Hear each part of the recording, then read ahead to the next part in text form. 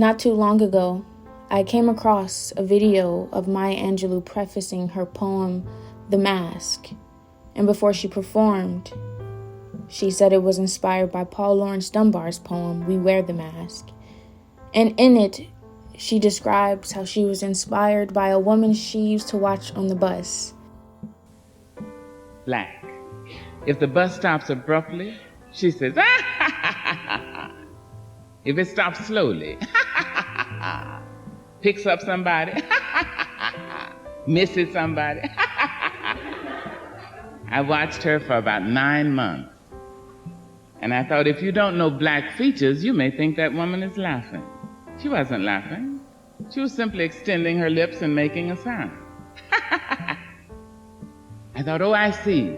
That's that survival apparatus at work. After listening, I started to fear that I would become that woman. And then I started to fear that I would judge that woman. But most of all, I realized that I related to that woman just as Maya related to that woman. I related to the mask. But I'm afraid of the mask. I've fallen in love with the titles of jazz songs in a sentimental mood. Little Sunflower. It never entered my mind. In your own sweet way, infant eyes. They're subtle, yet so intentional. I always imagined arranging my thoughts as fluid and persuasive as jazz, because in times when I'm not aligned, I lean on it most for comfort. And in times of isolation, it becomes my friend. And I could use a friend. I think jazz musicians start with something small and they build and they build. I want to be a builder and design my thoughts where they feel simple yet deliberate. Recently, I've gotten in the habit of taking a mental note of what's been making me happy or bringing me joy.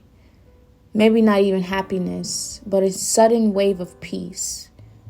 One day it was the way people draw in the air when they're telling a story, or the color of fresh produce.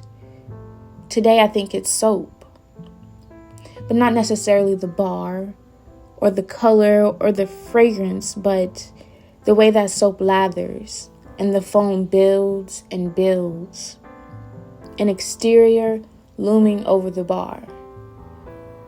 I think it's more than chemical. And it's quite poetic how soap forms a shield-like facade, protecting it from the water as if the water is a predator. In some ways it is, I think.